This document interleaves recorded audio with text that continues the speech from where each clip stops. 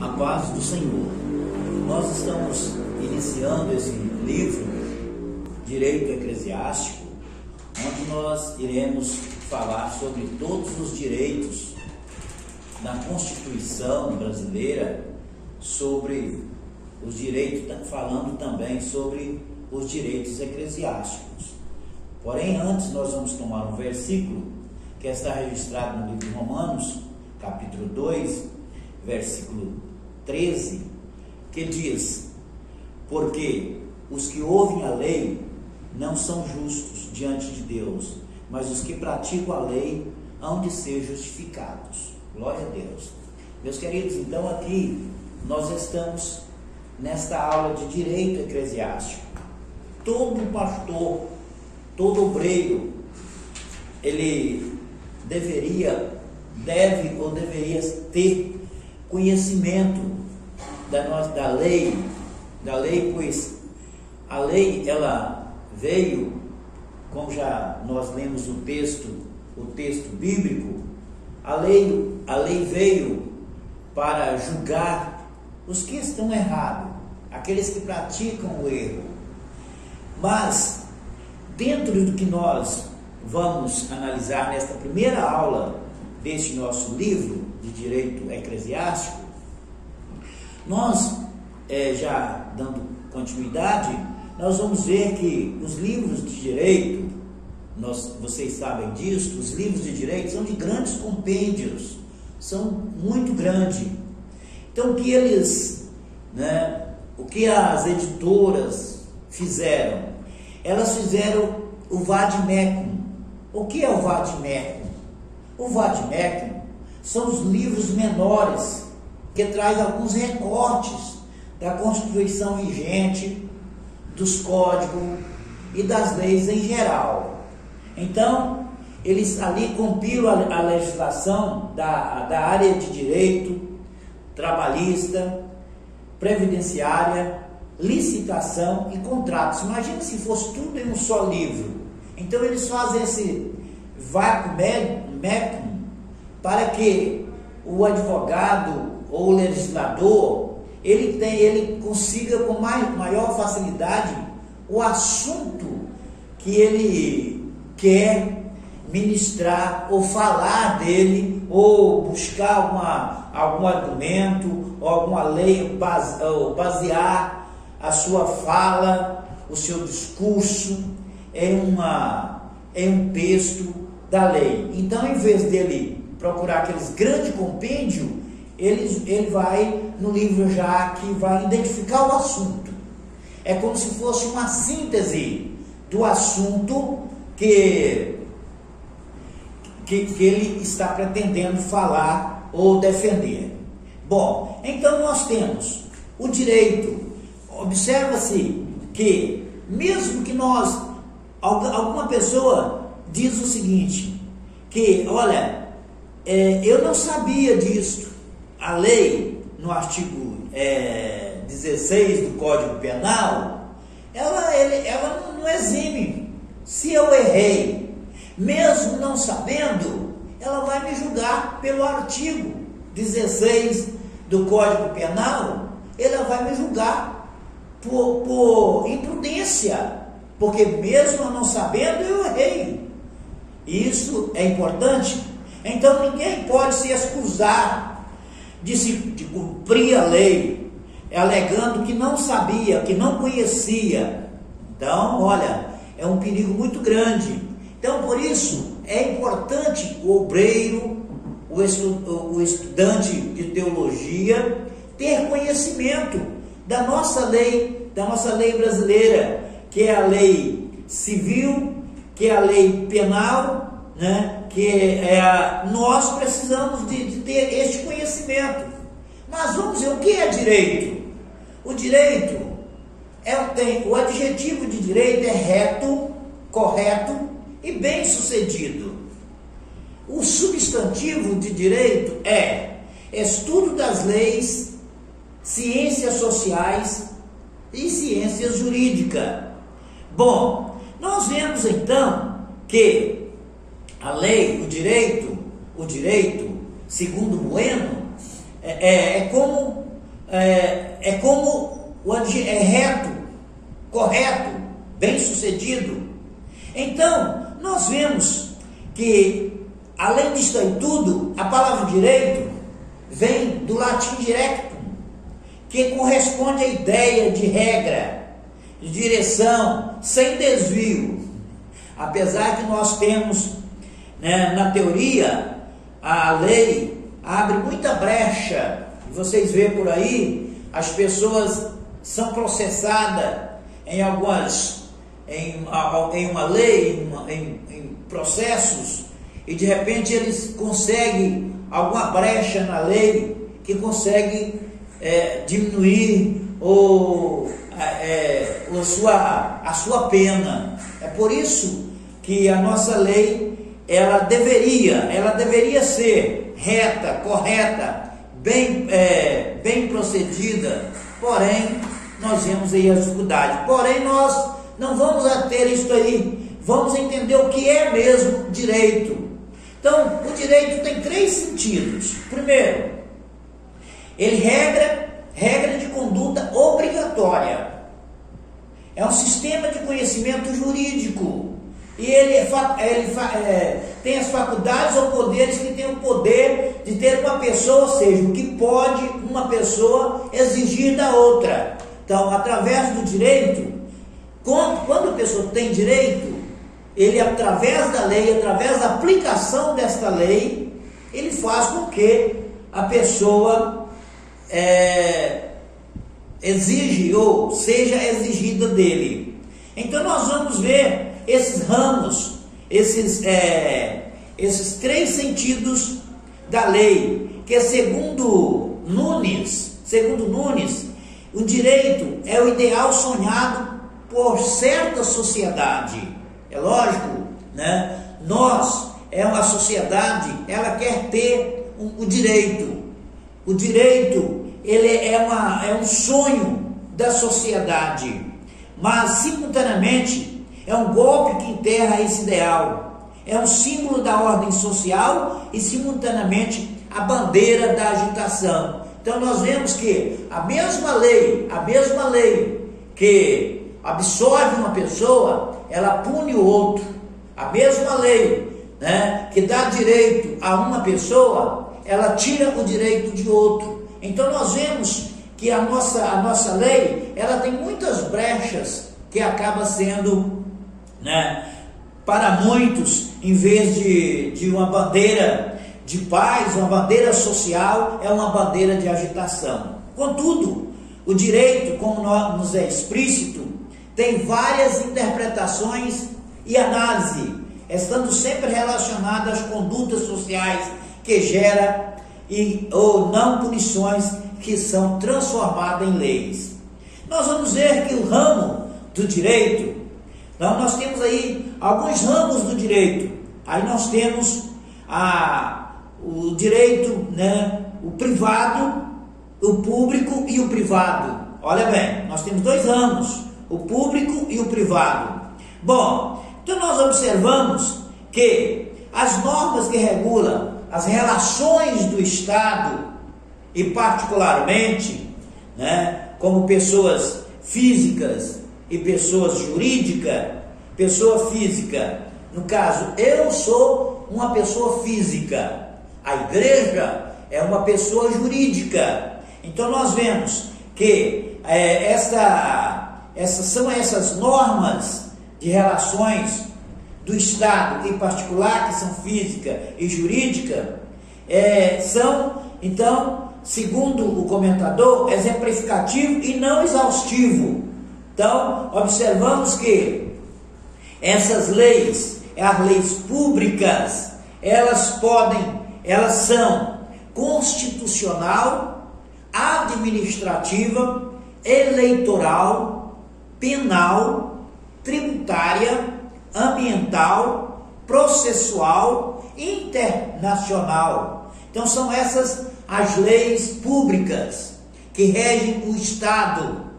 Então observamos que, se nós não temos aqui um tempo para ler todas as leis públicas, constitucional, administrativa, eleitoral, tributária, ambiental, processual, internacional, mas vocês podem ler aí no livro que vocês têm em suas mãos. Nós temos também um ramo da lei, do direito, o privado. O privado, no caso, está subdividido em civil, comercial, eclesiástico, empresarial e trabalho. Observe então que nós, como instituição religiosa, entramos no direito privado, que são o direito das empresas. Então a igreja é considerada uma empresa, juridicamente, ela é empresa. Então, os pastores dela são as pessoas que são responsáveis por essas empresas. Principalmente o pastor presidente, ele arca, ele responde social e juridicamente por toda a administração da igreja local. Então observa bem que nós, nós que estamos já no caminho, quem sabe, não sei se todos nós vamos chegar a ser pastor presidente, mas nós temos que saber ter um conhecimento, pelo menos um conhecimento básico do que é direito e do que é dever na nossa sociedade. Vamos ver então as fontes de direito. Nós temos as fontes de direito, e conforme Nunes escreve, ele diz que a fonte é uma nascente, e vocês sabem também, o termo fonte pode designar então a origem, a procedência de alguma coisa. Então, a fonte de direito, então nós temos aí a fonte, e o direito é esta fonte. Então, observa o que Gusmão disse. Ele diz: fonte, como uma metáfora, significa origem de direito, ou seja, de onde ele provém. Então, observamos que já podemos destacar desta forma e compreender que fonte, em seu sentido mais amplo, indica um nascente original de água. Então, direito, ele é a fonte principal, onde todas as regras, onde todas as normas, onde todos os processos caminharão e sairão desse direito. Então observa bem, nós temos também, segundo o que nós podemos ver, que existe pelo menos algumas fontes do direito também, que são as fontes estatais. O que é isso, fonte estatal? As fontes estatais, o nome já diz, né? Estatais, vem do Estado, nosso Estado brasileiro. Então essas fontes, elas fazem presentes na legislação. Olha, no entanto, a legislação é tida como um conjunto de normas jurídicas, devendo as mesmas serem oriundas do Estado por meio de seus órgãos. Então nós vemos aqui, lá no início, quando nós falamos sobre os ramos do direito, e nós vemos o ramo público e o ramo privado, que tem ali as suas subdivisões de trabalhos e órgãos. Por exemplo, nós temos aqui na privado, nós temos o civil, comercial e o eclesiástico. A igreja está, como já disse para vocês lá no início, ela está no direito privado. Então, observa que a legislação é oriunda do termo lei, é o conjunto de normas jurídicas. Observamos as leis. Então, temos também aí essa fonte do direito, as leis. E aí nós encontramos que as leis, consideradas uma das mais importantes fontes do direito, guarda isso aí, porque pode lá no exercício vocês precisarem desta informação, considera uma das mais importantes fontes do direito. Se prescrever a norma, ela passará a ser lei, que será consequentemente sancionada pelo presidente terá um objetivo, uma forma de punição a atos ilícitos. Então aí, observa bem, quando eles prescrevem, os deputados, os senadores, prescrevem uma lei, e aí essa lei passa, né, entrar em vigor a partir que o presidente assina esta lei. Então, aí ela já é uma forma de lei, e esta lei, ela pode punir ou pode absorver aqueles a quem praticam tais atos. Bom, no entanto, a palavra lei pode representar também não apenas normas jurídicas, mas também, olha bem, as leis, ela pode representar não apenas, eu vou reforçar para que vocês entendam. Olha, a palavra lei, ela pode representar não apenas as normas jurídicas, mas também religiosas, científicas, naturais, enfim, uma série de outras significações a palavra lei. Então nós podemos observar o que é que segundo Vinosa, a lei é uma regra geral, não se dirige a um caso particular, mas um número indeterminado de indivíduos. Então observa bem, a lei não é só para uma pessoa, a lei ela é no total.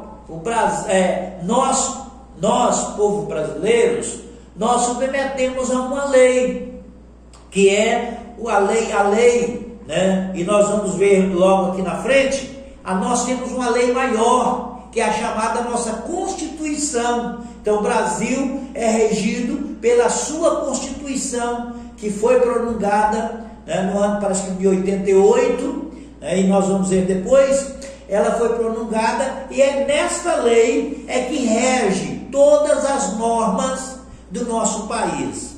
Então, segundo Ferraz, né, a lei no sentido formal ou a lei no sentido informal é a expressão que se designa o modo de produção de normas, como examinamos até agora. A lei no sentido material ou a lei material designa o seu conteúdo. Então nós não vamos ater neste assunto aqui. Mas nós temos uma coisa aqui muito importante, mas nós temos aqui também que a lei, observa bem, a lei pode representar não apenas as normas jurídicas, mas também religiosas, científicas, naturais. As leis, ela tem uma origem. As leis, elas são, como já disse, as leis, elas são federal, as leis são municipais, estaduais, e as leis são municipais. Quanto à duração da lei? A lei, elas são temporais e permanentes. Vocês sabem que algumas leis em nosso país, ela muda. Então, por isso que as leis, elas são temporais, porém as suas ações são permanentes. Exemplo meu, por exemplo, eu comecei a trabalhar em 81. Quando foi em 85, teve uma mudança de lei. Aí o que fez? Eles me passaram para a mudança de regime de lei, olha bem, me passaram para o regime de lei, e eu consegui aqueles anos, daqueles anos trabalhados, eu consegui, para que você já contasse tempo para a minha aposentadoria. Quando foi em 92, mais ou menos, torna a fazer uma mudança na nossa lei. E aí, observa bem, ela foi temporal, aquela lei, ela teve um fim, porém, acatar aqueles anos que eu trabalhei, foi acatado para a aposentadoria. Afinal, em 2013, também tornou a mudar o regime, e eu consegui, né, a lei passou, acabou, foi temporal, mas eu consegui aquele tempo de serviço e aposentei em 2018. Então, o que quer dizer isso? Ela tem uma duração, a lei, né? Porque vocês sabem que a humanidade, de 10 em 10 anos, ela tem uma mudança, e essas mudanças é necessário que também as leis se acatam o momento, o tempo estamos sobrevivendo. Então, quanto à amplitude desta lei, ou alcance dessa lei, as leis são gerais, especiais, excepcionais e singulares. Quanto à sanção da lei, a lei pode ser perfeita, mais que perfeita, menos que perfeita e imperfeita. Então isso é importante a gente analisar aí quanto à sanção da lei, né? A jurisprudência, segundo nós encontramos, quando Venosa, ele disse, olha bem o que é que ele disse sobre a jurisprudência. É aplicado o nome jurisprudência ao conjunto de decisões dos tribunais ou uma série de decisões similares sobre uma mesma matéria. Exemplo, o que é jurisprudência então? Um grupo do tribunal, eles optam por uma lei, e aí todos eles acatam aquele mesmo sentido da lei. Então deu-se uma jurisprudência, todos os juristas ali, os delegados, os promotores, eles concordaram, então fizeram uma jurisprudência.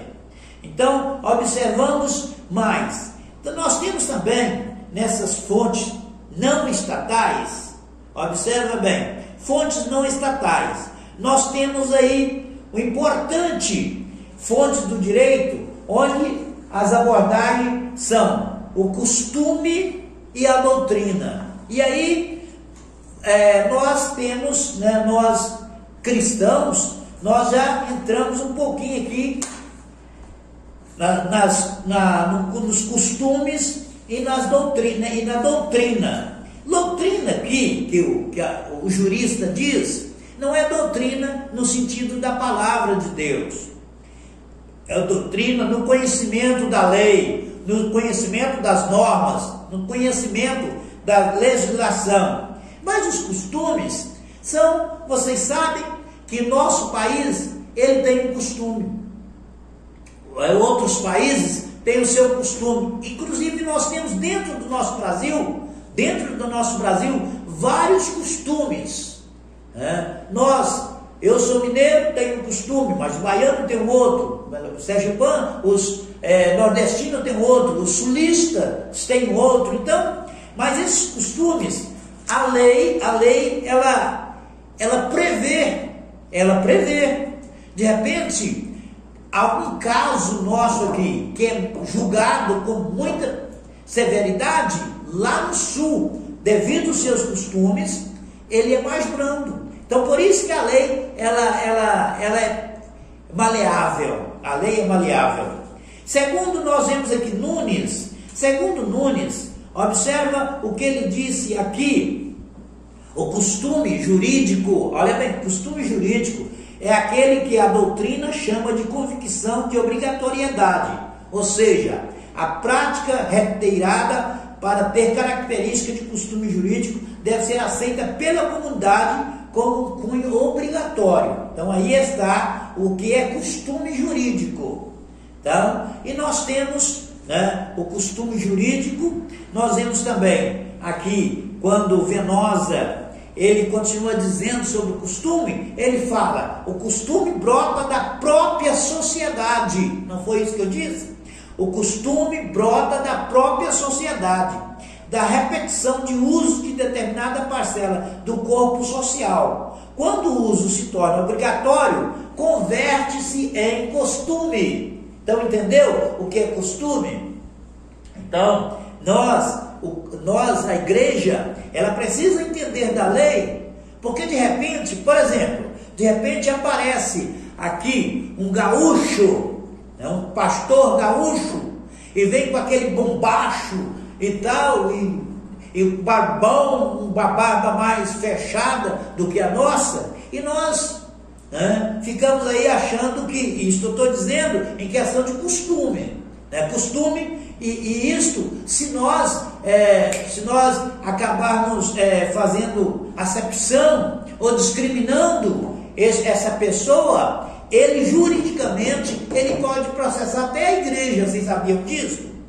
Então é um cuidado muito grande que nós devemos ter, de compreender a lei. O que é que a lei fala? Ah, mas eu não sabia. Para a lei não tem esse negócio de não saber. A lei pune a mesma coisa, vocês já viram ali atrás.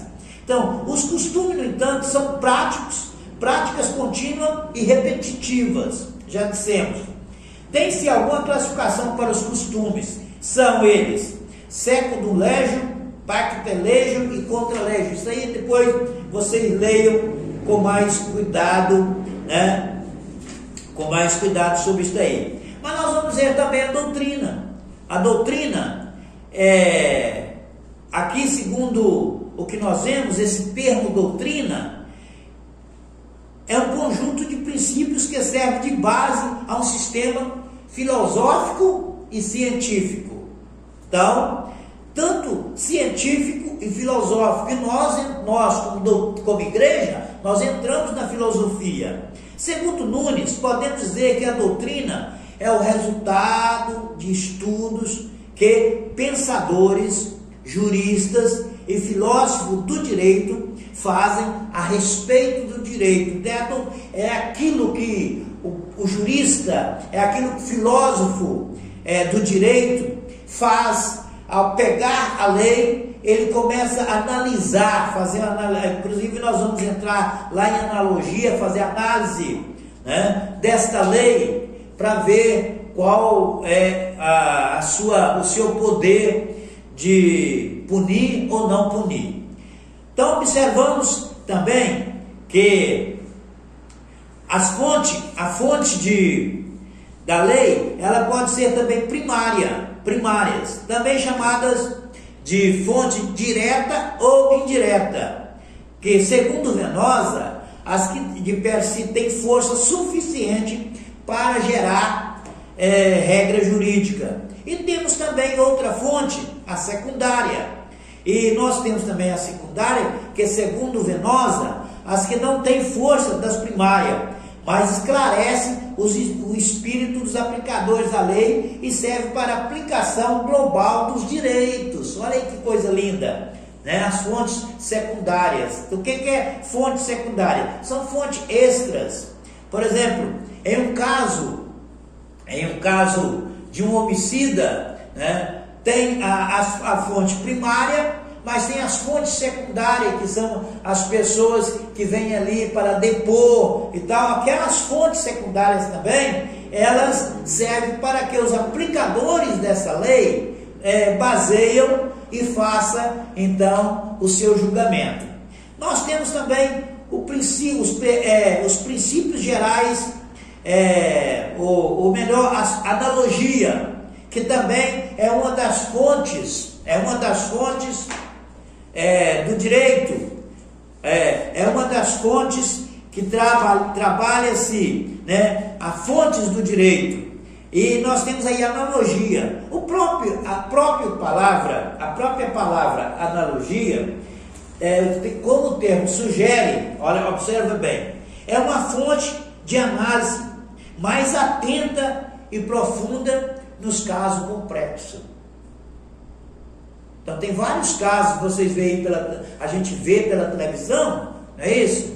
Que eles fazem aí uma análise, vai lá e vê o que está acontecendo, como foi a cena do crime, como foi que aconteceu e tal, e móveis que a pessoa encostou, se a pessoa usou uma arma e coisa assim, aonde ela está, como ela está. Isso tudo é análise. Eles vão fazendo uma análise para eles tentarem chegar o mais perto possível, né, de uma lei que possa incriminar aquela pessoa e quantos anos de cadeia ou de punição ele possa tomar. Então, nós vemos aí, nós temos também os princípios gerais do direito, que também é uma das fontes importantíssimas. Segundo Venosa, nós temos o seguinte: os princípios gerais de direito são regras oriundas de ideias lógicas que constituem a essência comum do direito. Então, observa, princípios gerais de direito, né? Então, são princípios gerais de direito, são regras oriundas de ideias, lógica que constitui a essência comum do direito. Nós também temos aí a equidade. E a equidade, é importante nós analisarmos o que é equidade, porque a equidade é o julgamento feito com justiça. Então, dá para se entender que os juristas, eles querem fazer um julgamento com muita justiça, e então eles usam a equidade. Inclusive nós temos na Bíblia, no capítulo 4 de Filipenses, capítulo 4, versículo 5, a parte A do versículo, diz assim: seja a vossa equidade notória a todos os homens. Então, seja o seu julgamento feito com justiça, tá? E isso seja notório a todos os homens. Glória a Deus por isto, né? Então nós observamos que a justiça, ela quer e deseja, né, agir com muita equidade, fazendo um julgamento justo. Temos aí as brechas, como já lá no início nós falamos, as brechas, né, que pode, né, os juristas encontrarem, onde pode, né, conseguir absolvição. Mas a essência da lei é o julgamento com justiça. Mas nós temos também conceitos de direito eclesiástico. Isso serve para nós. Agora, o conceito de direito eclesiástico é a ciência que promove. O que é isto? É a ciência que promove o estudo e possibilita a aplicação de normas jurídicas com o intuito de regular e fiscalizar os aspectos práticos sociais dos fenômenos que envolvem a igreja e seus líderes religiosos. Então nós temos aí o direito eclesiástico. Bom, pastores hoje não se faz o que quer. Nós temos, né, vocês podem observar, fazendo aí uma leitura da Constituição.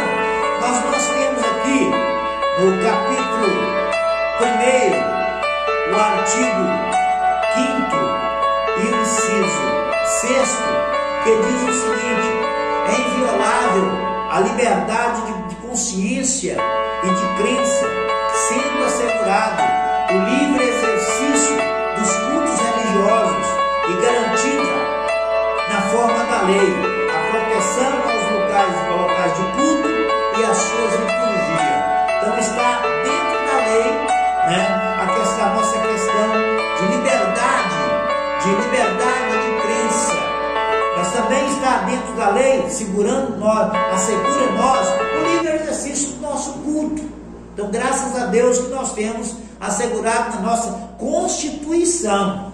Nós temos também, no inciso 7º, ninguém será privado de direitos por motivo de crença religiosa ou de convicção filosófica ou política, salvo se essas invocar para eximir da obrigação legal a todos os impostos e recusar-se a cumprir prestação alternativa fixada na lei. Então observa bem, hoje as igrejas elas têm os seus direitos. Ela tem o seu direito. Olha, ninguém será privado de direito, a igreja, por motivo de crença ou religiosa, porém, ou convicção filosófica, porém, observa bem, ela não pode eximir, ela não pode achar que não tem nenhuma obrigação legal, né, apresentando seus impostos e recusar cumprir as prestações alternativas fixadas na própria lei. Então, a igreja hoje, ela tem essas obrigações de fazer a sua prestação de conta, né? No final do ano, ela declarar o imposto de renda. Ah, mas pastor, ela não é livre? Sim, ela é sem fim lucrativo, porém ela deve mostrar para o governo o que ela tem. O governo não quer nada da igreja, mas a lei, ela diz que a igreja, ela tem que mostrar isso para a lei, fazer a sua prestação alternativa, que está fixado na lei. Bom, então nós temos, olha, aí, dentro da nossa Constituição, nós temos a liberdade religiosa. Observa que já está lá na página, porque o que eu disse, é que a nossa Constituição vai da página 20 à página 32. Então aí, lá na página 32, depois da página 32, nós temos aqui, na página 33, a nossa liberdade religiosa. Glória a Deus por isso, que nós somos um país, como já disse, um país laico, então nós temos a nossa liberdade religiosa. E essa liberdade religiosa está incluída entre as liberdades espirituais, sua exteriorização e forma de manifestação do pensamento. Essa liberdade compreende 3 formas de expressão religiosa. A liberdade de crença nos permite escolher a nossa religião. A liberdade de culto, ela nos permite, nos protege durante o culto.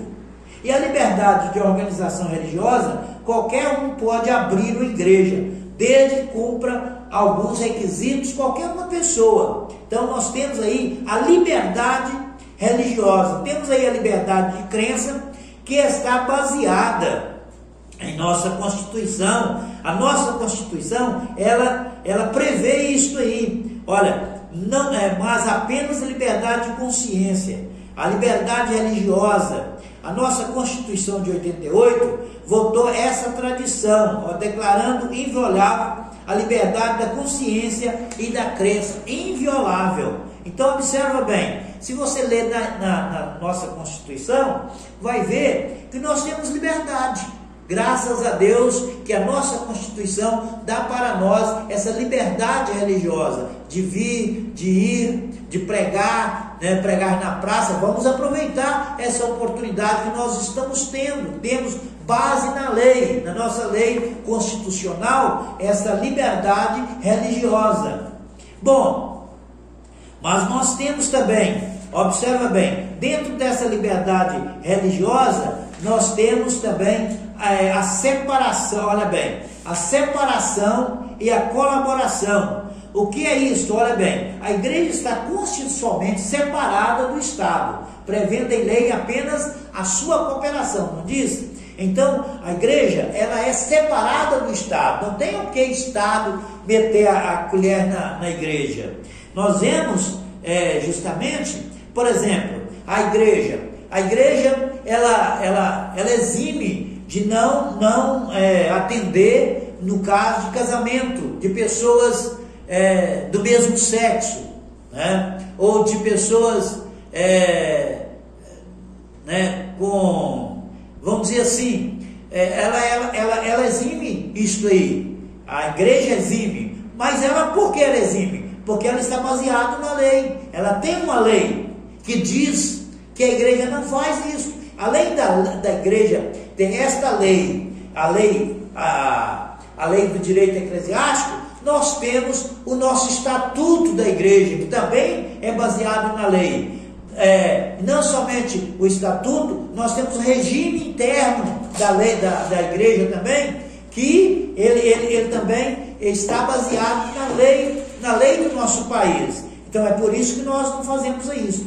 Mas nós temos aí nas igrejas assistência religiosa, e no caso da capelania, temos vários capelões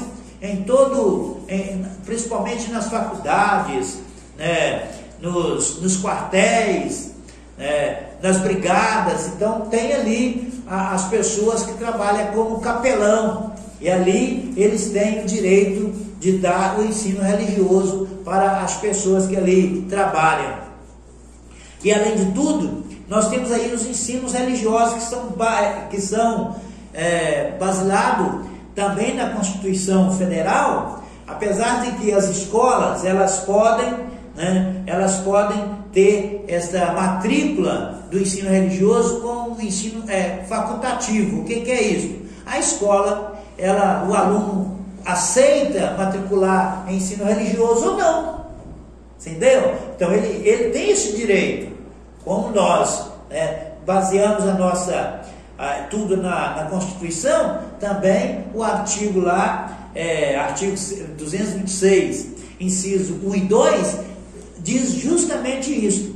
Bom, então falando sobre o casamento, já disse, o casamento, ele religioso, ele tem o casamento, válido juridicamente, civil, até nós lá no casamento, nós falamos casamento válido juridicamente, o religioso terá como efeito civil no termo da lei. Então observa-se que quando nós fazemos a cerimônia religiosa com efeito civil, nós estamos baseados em uma lei. Nós não estamos ali apenas porque somos pastores, nós estamos ali porque estamos baseados em uma lei. Muito bem, meus queridos, eu tentei aí trabalhar com vocês esta matéria, sabe?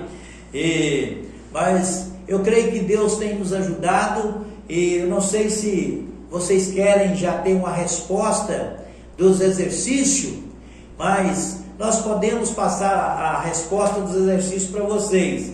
Nós temos aí, né, no exercício 1, nós temos o ser para certo e E para errado. Nós temos o C. No 2 também é C. O 3 também é C. O 4 também é C.